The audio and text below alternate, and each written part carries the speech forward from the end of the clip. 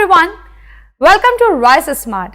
आज के सेशन में हम लोग खास डिस्कशन करने जा रहे हैं ब्रह्मो समाज पर, जिनके संस्थापक हम सब जानते ही हैं हुए थे कौन? राजा राममोहन रॉय। तो राजा राममोहन रॉय द्वारा स्थापित इस ब्रह्मो समाज का किस तरह से 19वीं शताब्दी के भारतीय इतिहास में क्या प्रभाव रहा था, क्या इनके प्रोग्राम्स थे, क्या इनकी अचीवमेंट्स थी, आज के सेशन में हम लोग चर्चा करेंगे। इसीलिए सेशन को आगे बढ़ाने से पहले लाइक एंड शेयर जरूर कीजिएगा। तो चलते हैं दोस्तों बात करने के लिए एक छोटे से सेशन में जो बहुत इंपॉर्टेंट महत्वपूर्ण जानकारी देंगे आपको ब्रह्मो समाज के बारे में। ब्रह्मो समाज देखा जाए तो ये जो है, इससे पहले एक आत्मीय सभा के नाम से जाना जाता था और इसकी स्थापना जो है राजा राममोहन द्वारा की गई थी। लेकिन बाद में अगर हम देखते हैं कि ये आत्मीय सभा जो है, जो कि एक सुधारवादी मतलब एक संस्था मानी जाती थी। आपको क्या लगता है कि ये जो समाज है, समाज के नाम से आपको कोई अलग कम्युनिटी नजर आती है? ये एक कम्युनिटी नहीं है, ये एक इस तरह की संस्था है जो हमारे भारतीय इतिहास में हम शुरुआती दौर से देखे आ रहे थे कि इतनी सारी जो भारतीय एक ऐसी परंपराएं हैं जिनका कोई आधार है, मतलब जिनका ना कोई आधार है, जिनका ना कोई इम्पोर्टेंस है, जो बिल्कुल इलॉजिकली फॉलो की जा रही थी, उसका विरोध यहाँ पर इनके द्वारा किया गया था। और आपको बता दिया जाए कि समाज में हमारी भारतीय परंपरा को इस तरह से उनके खिलाफ आवाज उठाने वाले ये प्रथम व्यक्ति माने जाते हैं राजा राममोहन रॉय। इसीलिए इन्हें खिताब हासिल किया, मतलब इन्होंने खिताब हासिल प्राप्त किया है, जिसके कारण ये कहलाते हैं हमारे भारत के, मतलब आधुनिक भारत के संस्थापक, आधुनिक भारत के जनक, यानी modern India, father of modern India. क्यों? क्योंकि मॉडर्न यहाँ पर जो है वो दोस्तों के ना केवल इस तरह के पहनावे से आती है, बल्कि मॉडर्निटी आती है सोच से। और अगर हम भारतीय कॉन्टेक्स्ट में बात करें तो ऐसा हमें दूर दूर तक नहीं लगता था कि इस समय आप दूर ही क्यों जा रहे हैं। पीछे कुछ सेंचुरी में हम देखते हैं तो जो आज हमारे भारत में प्रथाएं नहीं हैं, जो हमें समाज में नजर नहीं आती है, वो पिछले सेंचुरी तक भी फॉलो की जा रही थी, जबकि उन पर कितने प्रतिबंध लगाए गए थे, कितना बैन उनको कर दिया गया था।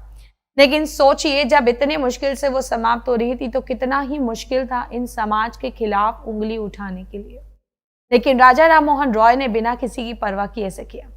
हालांकि एक देखा जाए तो ये ब्राह्मण फैमिली से बिलोंग करते थे, लेकिन ब्राह्मणवाद, ब्राह्मणिज्म, जो कि हमारे भारत में सभी परंपरा और ट्रेडिशंस को बहुत ही तरीके से फॉलो करते थे, अपने ही फैमिली के विरुद्ध। मतलब अब देख सकते हैं ना, एक फैमिली में हम जिस मतलब कल्चर से जुड़े हुए हैं और उसी कल्चर को हम विरोध करें तो ये ईजी नहीं है, क्योंकि शुरुआत अपने परिवार से करनी है। लेकिन इन्होंने इस शुरुआत की थी और इस तरह से जो इनका आत्मीय सभा, जो कि बाद में ये जो है ब्रह्म सभा के नाम से जाना जाता था, और ब्रह्म सभा नाम जाना गया ब्रह्मो समाज के नाम से, जो कि ऑफिशियली माना जाता है 1828 में।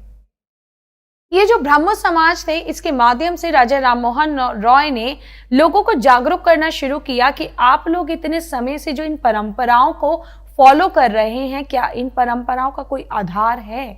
क्या इसके पीछे जो है कोई लॉजिकल चीजें हैं? क्या ये जो है रैशनल है, तथ्यात्मक है, फैक्चुअल है? नहीं, ये सब मिथोलॉजी है, मनगढ़ंत कथाएं हैं, ठीक है, मनगढ़ंत कहानियां हैं, जिन्हें बेवजह लोगों के विरुद्ध उनके शोषण के लिए इसका उपयोग किया जा रहा था एक हथियार के रूप में। इसीलिए लोगों को पहली बार इस तरह से अंधेरे से निकालने की कोशिश इनके द्वारा की गई। और इतना ही नहीं था दोस्तों, आप जानते हैं 19वीं शताब्दी ये वो दौरान था, ये वो दौर था जब अंग्रेजों का भारत में शासन चल ही रहा था, जहां पर एक समय पर हम देखते हैं भारत में अंग्रेजों का शासन है। दूसरी ओर हम भारतीय न केवल अंग्रेजों के गुलाम थे, तो दूसरी तरफ इन परंपराओं के भी गुलाम थे। इनके माध्यम से भी आम जनता का शोषण किया जाता था। तो एक तरफा अंग्रेजों के खिलाफ जो हम आवाज उठा रहे थे आजादी की, उससे पहले बहुत जरूरत है अपने समाज को सुधारने की, जिसका कार्य राजा राममोहन रॉय ने किया। और इनकी इस दिशा में इस कार्य को न केवल यहीं पर विराम मिला, बल्कि इनके बाद कई सारे ऐसे सामाजिक संस्थाएं जिन्होंने इसी तरह से भारत के अन्य भागों में काम किया था, अन्य भागों में काम किया था। जैसे फिर चाहे हम वेद समाज की बात करें, चाहे हम लोग प्रार्थना समाज की बात करें, चाहे हम लोग जो हैं ये जो बात करते हैं दयानंद सरस्वती जी द्वारा स्थापित किया गया था आर्य समाज, ठीक है। फिर वो जो है मतलब रामकृष्ण मिशन जो स्वामी विवेकानंद जी द्वारा स्थापित किया था। तो इन सभियों ने अलग अलग विचारधारा के माध्यम से भारत के लोगों को जागरूक करने की कोशिश की थी, प्रयास किया था। तो अब हम देखते हैं ये क्या कहना चाह रहे थे। इनका ये जो आंदोलन है, एक तरह से आंदोलन, यहाँ पर लड़ाई का नहीं है, आंदोलन है विचारों का, और ये विचारों को अपने जो है इतनी कड़े तरीके से सबके समक्ष रखेंगे, चाहे वो कितना भी कठोर, कितना कड़वा ही क्यों ना हो, कितना रिजिड ही क्यों ना हो, तब भी इसको एक्सेप्ट करना पड़ेगा। तो क्या है, उन्होंने भारत में सबसे प्रभावशाली धार्मिक आंदोलनों का नेतृत्व किया और आधुनिक भारत के निर्माण में महत्वपूर्ण योगदान दिया, और इसीलिए जाने गए थे फादर ऑफ मॉडर्न इंडिया के नाम से।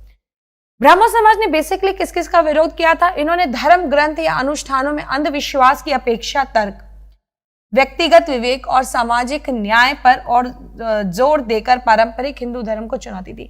यानी हम लोगों को जो ये हम लोग जो मनगढ़ंत कहानियों पर विश्वास करते हैं, जैसे कि यहाँ पे बताया है कि ट्रेडिशनली जो हिंदुइज्म, जो हिंदूवाद था, जो चीज़ें फॉलो की जाती थी, उसके अगेंस्ट हम लोग सोचते हैं कि व्यक्तिगत को फॉलो करना, सामाजिक न्याय पर ध्यान देना चाहिए, ना कि इन तरह की चीज़ों पर, धर्म ग्रंथों पर या अनुष्ठानों पर।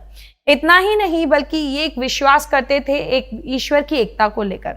अब अगर हम बात करते हैं कि ये किस तरह के धर्म को लेकर बढ़ावा देते हैं, तो इनका कहना है कि ईश्वर एक है, और ईश्वर एक है तो हम सब में, हम उनके जो जन्मे हुए लोग हैं, उनके भेजे हुए धरती पे लोग हैं, तो हम सब एक है, यूनिटी हम लोगों में कायम होनी चाहिए। उन्होंने ईश्वर की एकता का प्रचार किया, यानी अलग अलग धर्मों में हम किस तरह से बटे हुए हैं, चाहे फिर वो इस्लाम हो, चाहे हिंदूवाद हो, चाहे फिर वो क्रिश्चियनिटी हो, ठीक है, या अन्य धर्मों में हम देखते हैं, हम अपने आप को अलग अलग बताते हैं कि हम इस धर्म के, उस धर्म के, लेकिन देखा जाए तो जो सभी के सुपीरियर गॉड माने जाते हैं, वो एक ही शक्ति है, वो एक ही तरह की जो है पावर है, ठीक है। वैदिक शास्त्रों का अंग्रेजी में प्रारंभिक अनुवाद किया, कलकत्ता यूनिटेरियन सोसाइटी की से स्थापना की। एक्चुअली इन्होंने जो एक कैलकाटा यूनिटेरियन सोसाइटी बनाई थी, कैलकाटा यूनिटेरियन सोसाइटी जो है पूर्ण रूप से जो एकेश्वरवाद है उस पर बात करती है। यानी देखा जाए तो इनका कहना है कि ईश्वर एक है, एक ईश्वर है, ठीक है। हिंदूवाद से इनको इसलिए ज़्यादा प्रॉब्लम थी क्योंकि कहते हैं कि हिंदू धर्म में हम बहुत ही सारे देवी देवताओं को मानते हैं, जिसे पॉलीथीज्म बोलते हैं, बहु ईश्वरवाद, बहुएश्वर, ठीक है, बहुत सारे ईश्वर, तो पॉलीथीज्म। वहीं एक को मानते हैं मोनो मतलब एकेश्वरवाद, मोनोथीज्म। तो ये पॉलीथीज्म का विरोध करते थे, मोनोथीज्म को सपोर्ट करते थे, और इस बात को इन्होंने लोगों के समक्ष रखना शुरू किया था। इन्होंने कहा कि जिस तरह से हम लोग जो लोगों में ये मतलब कैसे करते हैं ना कि हम लोग विभाजन कर देते हैं कि उच्च वर्ग में, निम्न वर्ग में, अनटचेबिलिटी को लेकर, कास्ट सिस्टम को लेकर, इन सब का विरोध कर रहे थे बुरी तरह से राजा राम मोहन रॉय। इनका सीधा सीधा मानना था कि वैदिक स्क्रिप्चर्स को भी, अगर आप वेदों को भी देखेंगे तो वेदों में इस तरह का कोई वर्णन नहीं है। वेदों में भी जातिवाद नहीं था, वही वर्ण व्यवस्था था। जाति व्यवस्था और वर्ण व्यवस्था में भी बहुत फर्क है देखा जाए तो। इन्होंने इसका अनुवाद इंग्लिश में करना शुरू किया ताकि लोगों को मालूम पड़े, क्योंकि देखा जाए तो वेद संस्कृत भाषा में है और काफी लोगों की समझ से परे है, क्योंकि संस्कृत का जो आधिपत्य जमाया हुआ था वो समाज के उच्च वर्ग के लोग ब्राह्मणों ने किया हुआ था। लेकिन ये कहते हैं कि हम उसे नहीं मानेंगे। इसका सही वास्तविक में इसका हर भाषा में अगर अर्थ समझा जाए तो देखा जाए कि वेद कितनी लॉजिकल बातें करते थे, ये उन बातों को लोगों तक पहुंचाना चाह रहे थे। इतना ही नहीं, अब इनके अगर देखते हैं कि इन्होंने जो कार्य किए थे वो बहुत सारे किए थे, फिर वो चाहे हम किसी में भी कहते हैं, जैसे कि यहाँ पर हमें नजर आते हैं ये सती प्रथा को लेकर उनका जो कार्य था। सती प्रथा, हालांकि हम बात करते हैं सती प्रथा जो कितने समय से चला आ रहा था, और सती प्रथा को लेकर मैंने एक अपने ही इसी तरह हमारे जो चैनल पर है, आपको इसी सती प्रथा पर मेरा एक और वीडियो मिल जाएगा, जिसकी जानकारी के लिए आप उसमें बहुत सारे फैक्ट्स देख सकते हैं, बहुत इंटरेस्टिंग फैक्ट उसमें और जानकारियां मैंने बताई, तो ज़रूर उसको एक बार देखिएगा। सती प्रथा जो कि हमने चर्चा किया था उस वीडियो में कि कितने प्राचीन समय से इसे अन्य अन्य रूपों में देखते हुए आ रहे थे, लेकिन फाइनली जब मॉडर्न इंडिया में इसके केसेस ज़्यादा बढ़ने लगे, हालांकि इस पे एक बैन लगाने की बात की थी, लेकिन तब भी इसके अगर बंगाल के सिनेरियो में ही देखें तो इतने सारे केसेस पाए जाते थे, जिसकी वजह से फाइनली लॉर्ड विलियम बेंटिक के काल में राजा राम मोहन रॉय ही वो व्यक्ति थे जिन्होंने इसके खिलाफ ऐसी आवाज़ उठाई थी जो कार्य मध्यकाल के शासक नहीं कर पाए थे, वो राजा राममोहन रॉय ने किया। एंड फाइनली 1829 में इसे अबॉलिश करवाने में सफल हुए थे राजा राममोहन रॉय। और सती प्रथा की घटना उनसे जुड़ी हुई थी जब उनके भाई की मृत्यु पर उनकी भाभी को सती किया गया। तो उनकी आंखों के सामने उनकी भाभी को जब सती किया गया, मात्र 17 साल की वर्षीय वो स्त्री थी, और तब उनको जब सती किया गया तो वो एक आई विटनेस बनकर रह गए थे। इस सती प्रथा को समाप्त करवाने के लिए उन्होंने कार्य किया था। एंड फाइनली 1829 उन्हीं के प्रयासों के साथ ये समाप्त होता है। और इन्होंने बाल विवाह चाइल्ड मैरिज का विरोध किया था। ऑब्वियसली चाइल्ड मैरिज जिसका कोई यहाँ पर हम देखते हैं कि हमारे भारत में एक परंपराएं हैं जहाँ पर छोटी छोटी आयु में ही जो है विवाह कर दिया जाता था, लेकिन उस विवाह की वजह से जो हर एक बच्चे की शिक्षा है या फिर उनकी जो प्रगति है, यानी जो उनका डेवलपमेंट है, वो सब नहीं हो पाता था। जो एक सही उम्र के साथ उनको अपना डेवलपमेंट करना चाहिए था, वो नहीं कर पाते थे। उन्हें वही उस दुनिया में डाल दिया जाता था जिसे हम चाइल्ड मैरिज का नाम दे रहे हैं। ठीक है।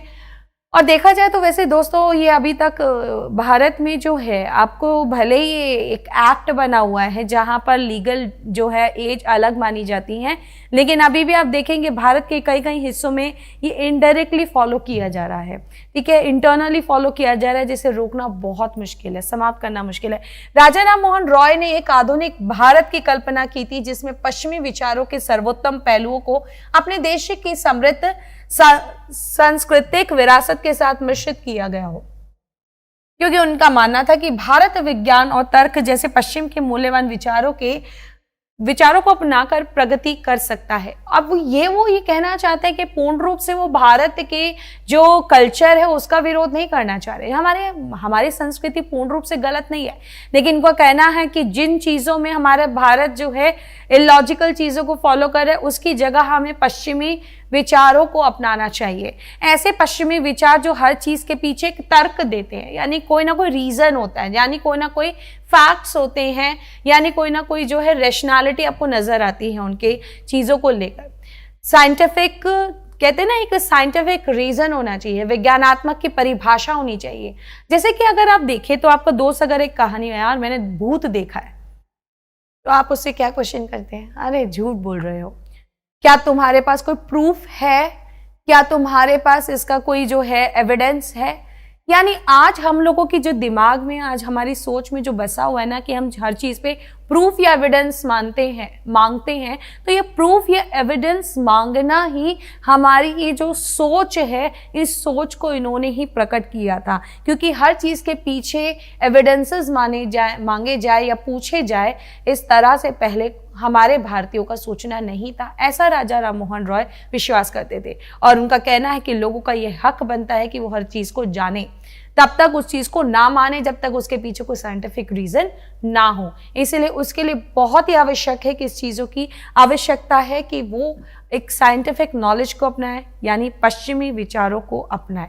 ठीक है, जिसके साथ हमारा देश बहुत अच्छी प्रगति कर सकता है। यानी एक तरफ पश्चिमी विचार और दूसरी तरफ जो है हमारी भारत की संस्कृति।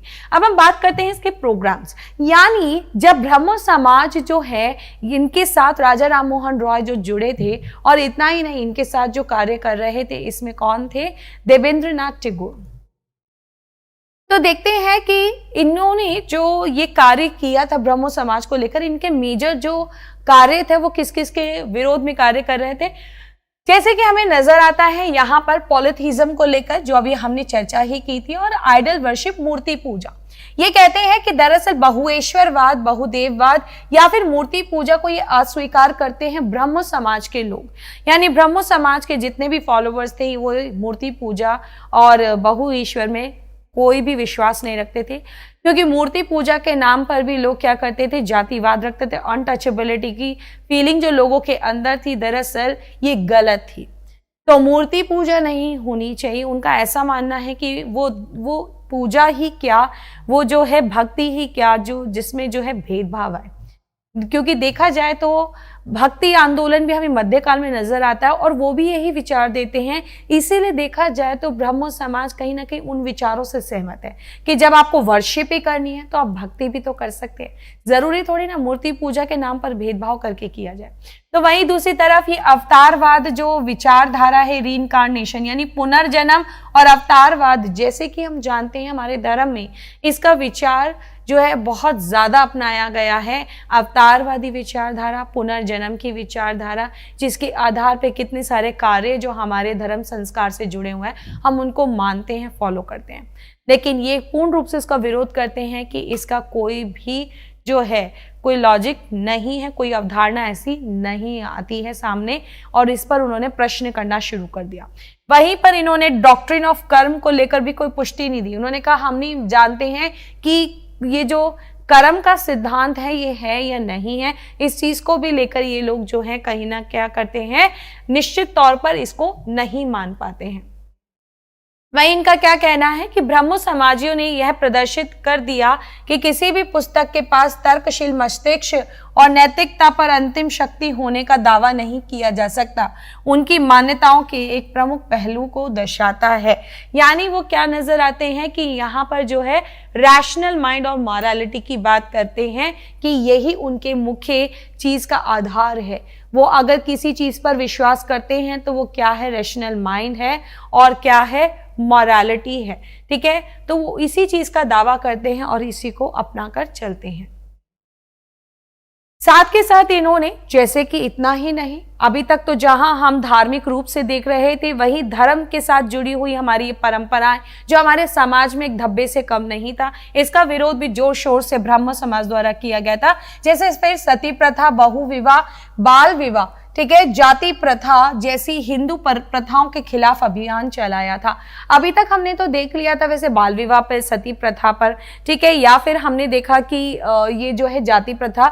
लेकिन इतना ही नहीं बल्कि इन्होंने पॉलीगैमी को भी गलत बताया, बहु विवाह के दौरान आप देखते हैं ना कि किस तरह से इतने सारे विवाह के दौरान जो है स्त्रियां, जैसे कि अगर पहली पत्नी को त्याग कर दूसरे साल विवाह किया है तो पहली पत्नी का जीवन तो व्यर्थ गया और उनके जो बच्चे हुए उनका भी जीवन व्यर्थ हो जाता है। तो कितना प्रभाव पड़ता है ऐसे समाज में, और कितने लोग जो हैं मतलब फैमिली के सराउंडिंग्स में ना रहकर उनके जीवन पर कितना प्रभाव पड़ता है। और ये चीज़ ना आज भले ही हम लोगों को लगता होगा कहाँ है ऐसा उतना सब कुछ है, हमें तो देखने को नहीं मिलता, लेकिन उस जमाने के समाज में भाई आए दिन हर दूसरे से तीसरे परिवार की यही कहानी थी। पॉलीगैमी एक कॉमन कल्चर था जहां पर समाज में नजर आता था, जिसके कारण आप देखें तो कितने परिवार और उनके जो बच्चे हैं वो प्रभावित होते थे। ठीक है, इस तरह से तो यहाँ पर स्त्रियों के जीवन को लेकर कोई एश्योरिटी ही नहीं हो सकती थी। तो सोचिए, इसका भी इन्होंने जो है सवाल उठाया था, जो कि हमारे भारतीय परंपरा का एक मुख्य आधार बेसिकली फॉलो किया जाता था। वहीं हमें दिखता है महिलाओं के लिए संपत्ति उत्तराधिकार अधिकार की मांग की। तो ऑब्वियसली जो विमेन एश्योरिटी को लेकर है तो वुमेन्स प्रॉपर्टी को भी लेकर, यहाँ पर उनके इनहेरिटेंस को भी लेकर कार्य करना चाहिए। जैसे कि मैंने अपनी एक डाउरी सिस्टम वाली, यानी आपने देखा होगा दहेज प्रथा पर मैंने एक वीडियो बनाया, और अभी तक अगर आपने नहीं देखा तो राइस स्मार्ट के यूट्यूब चैनल पर वीडियोस में जाकर आज दहेज प्रथा देखिएगा, उसमें पूरा वर्णन किया है। दहेज प्रथा में बताया था कि किस तरह से ये जो है विमेन्स प्रॉपर्टी, इसे हम लोग बोलते थे स्त्री धन, और स्त्री धन से उसका जो वर्णन किया गया दहेज प्रथा में वो गलत था।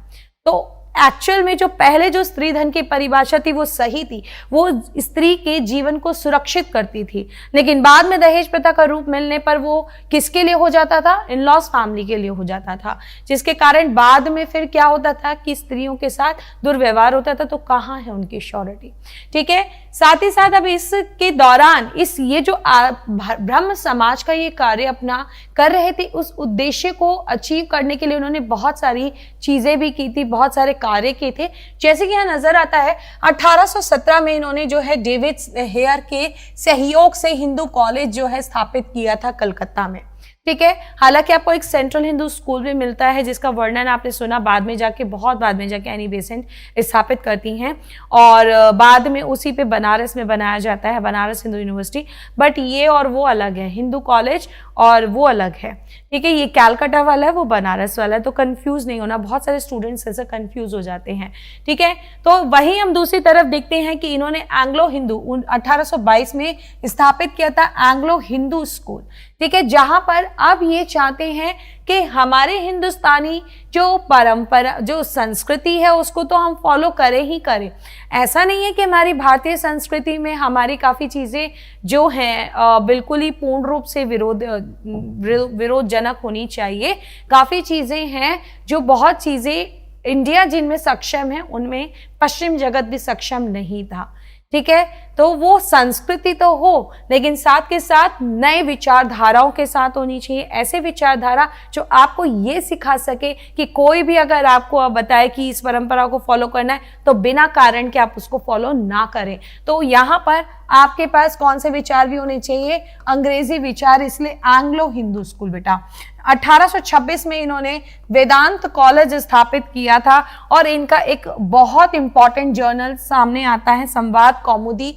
ये इनका जो जर्नल हम देखते हैं वीकली में, ये सवाल उठाते थे, प्रश्न करके माध्यम से लोगों तक अपनी विचार बात पहुंचाते थे। संवाद मतलब एक तरह से कॉन्वर्सेशन, इस तरह से जो भारतीय समाज के मुद्दे हैं, उन मुद्दों को उठाकर उसके लिए एक वर्णन देकर लोगों तक पहुंचाना, क्योंकि जब तक लोग इन चीज़ों से वाकिफ नहीं होंगे तब तक लोग जागरूक नहीं होंगे, ठीक है। यानी अब देखा जाए ना दोस्तों, माना जाए, हालांकि ये चीज़ें हमें आम लग रही हैं, लेकिन आपको पता है क्या, अंग्रेजों को भी कहीं ना कहीं ये चीज़ें पता चल चुकी थी भारत में कि हम भारतीयों को बड़े आसानी से इन्हीं आधारों पर जो है गुलाम बना सकते हैं, क्योंकि हम बहुत अंधविश्वासी थे। हम बहुत हर चीज़ों पर बिना किसी कारणों से विश्वास कर सकते थे, इसलिए उनको लगा इनको तो कोई भी कहानियां बनाने पर इन लोगों को कंट्रोल किया जा सकता है। और माने ना माने, यही हम लोगों को विकलांग बनाता था, जिनका फ़ायदा अंग्रेज भारत में उठा कर गए थे, ठीक है।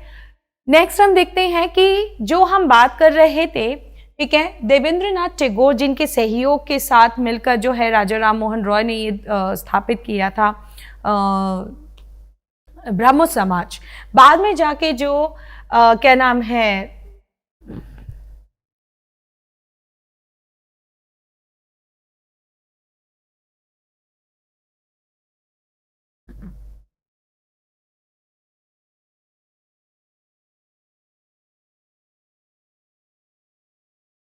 नेक्स्ट हम देखते हैं दोस्तों कि जो हम बात कर चुके थे कि द्वारकानाथ टैगोर जो है, मतलब जिनके सहयोग के साथ जो है राजा राम मोहन रॉय ने ये ब्रह्मो समाज जो है स्थापित किया, इसको लीड किया था। अब आते हैं उनके पुत्र देवेंद्रनाथ टैगोर, और देवेंद्रनाथ टैगोर के साथ मिलकर किस तरह से उन्होंने जो है एक नया, मतलब देवेंद्रनाथ टैगोर ने एक्चुअली स्थापित किया था किस तरह से, तत्वरंजनी सभा। और बाद में ये तत्वरंजनी सभा ना तत्वबोधिनी सभा के नाम से विख्यात हुई थी।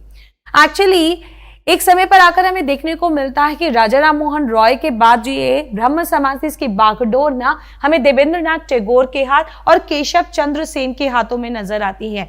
लेकिन एक समय ऐसा आता है जब जो देवेंद्रनाथ टैगोर है और जो केशव चंद्र सेन है, उनके बीच में मतभेद हुए और बाद में जाकर इन दोनों के बीच में फूट पड़ने के कारण केशव चंद्र सेन द्वारा एक अलग ही तरह का जो है समाज स्थापित कर दिया गया, जिसे ब्रह्मो समाज ऑफ इंडिया का नाम दिया गया। यानी एक तरफ हमें नजर आता है तत्वबोधिनी सभा, जिसे देवेंद्रनाथ टैगोर ने लीड किया, और दूसरी तरफ हमें समझ में नजर आता है कि ब्रह्मो समाज ऑफ इंडिया, जो कि इसको लीड करने वाले हुए थे केशव चंद्र सेन। और इतना ही नहीं दोस्तों, स्वामी विवेकानंद जी, जिनके बारे में तो हम बहुत अच्छे से जानते हैं, जिन्होंने भारत में रामकृष्ण मिशन की स्थापना की थी, जो आज इतना पॉपुलर है इंडिया में। तो वही स्वामी विवेकानंद जी भी इस ब्रह्मो समाज ऑफ इंडिया से बहुत ही ज्यादा इंस्पायर्ड थे और काफी हद तक जो है इनके विचारों को सहमत होकर फॉलो करते थे। तो इस तरह से ब्रह्मो समाज एक लेवल तक अपना कार्य करता रहा और बाद में ये जो है विघटित हो जाता है दो भागों के रूप में। तो अब तक का ये था आपका ब्रह्मो समाज की जानकारी तो कैसी लगी ये कमेंट बॉक्स में लिखकर जरूर बताइएगा। लाइक एंड शेयर जरूर कीजिएगा। इसी तरह की जानकारी के लिए अगले सेशन में मिलेंगे एक नए मुद्दे के साथ। तब तक टाटा बाय बाय।